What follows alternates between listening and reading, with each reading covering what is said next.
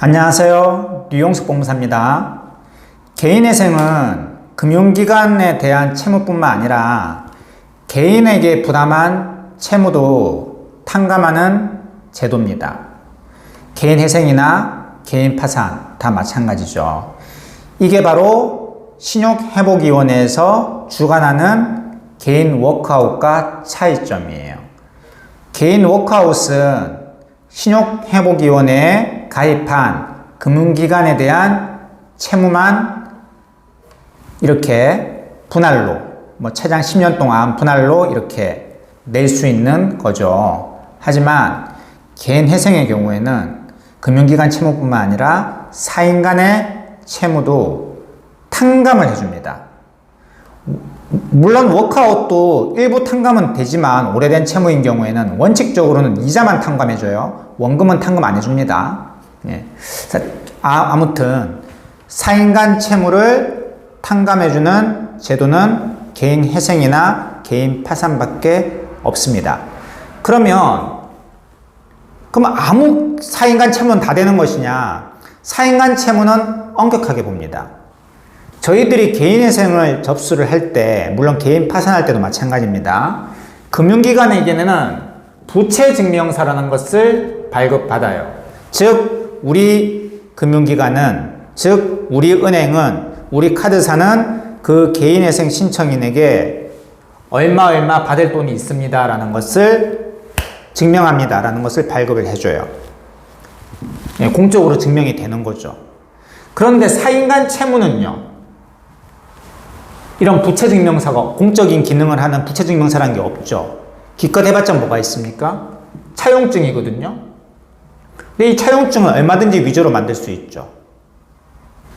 차용증만 있다고 해서 법원에서는 이 사인 간 채무 탕감 안 해줍니다. 인정 안 해줘요. 그럼 뭐가 있어야 됩니까? 차용증 플러스 계좌 이체 내역이 있어야 돼요. 이게 있어야지 받아줍니다. 단지 나 A라는 사람한테 1억 빚졌습니다. 집어넣으면요, 안 받아줍니다. 그 이유는 왜 그럴까요? 다른 채권자들도 생각해야 될 거 아니에요. 결국 개인회생이라는 것은 내가 매월 내는 변제금을 채권 비율대로 채권자들에게 나눠주는 거잖아요. 그러면 이 금융기관들 채권자들한테 적게 돌아갈 거 아니에요? 이렇게 개인 간 채권자들이 많을 경우에는 개인 채권자가. 아니, 그 개인 채권자가 많더라도 그게 정말 진실에 부합한다면 상관이 없어요. 그 비율대로 가져가면 되는데 이렇게 가짜로 작성하면 그만큼 다른 채권자들에게 불리하게 작용이 되잖아요. 돌아갈 몫이 적어지잖아요. 그렇기 때문에 엄격하게 보는 겁니다. 이 차용증만 있다고 해서 안 받아주고요. 계좌 이체 내역이 반드시 있어야 됩니다. 그러면 이런 경우도 있어요. 저는 A라는 사람이 저에게 소송을 걸었어요. 그래서 그 A라는 사람이 승소 판결을 받았습니다. 그러면 인정되는 거 아닌가요? 이 A라는 사람이 나에게 1억을 달라고 소송 걸어가지고 제가 졌어요. 그래서 A라는 사람이 승소 판결을 가지고 왔어요. 이런 경우 받아줄 수도 있고 안 받아줄 수도 있어요.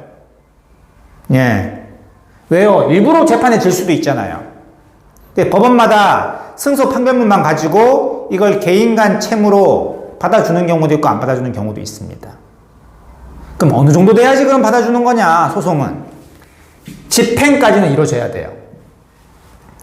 집행은요, 승소 판결문 받고 예를 들어서 개인회생 신청인의 집에 경매를 붙이거나 혹은 가전제품에 빨간 딱지를 붙이거나 혹은 채무불이행자 등재 신청을 하거나 또는 재산명시 신청을 했거나 이런 집행을 했다라는 증거는 있어야지 이런 경우에는 거의 다 받아줍니다.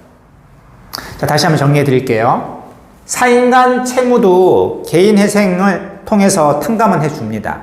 하지만 단지 차용증만 가지고 있다고 해서는 안 됩니다. 반드시 계좌 이체 내역이 있어야 되고요. 그리고 소송을 통해서 증명할 수 있는 길은 개인이 개인회생 신청인에게 승소 판결문을 받았다. 그 승소 판결문만 가지고는 받아주는 법원도 있고 그걸로는 인정 안 해주는 법원도 있다.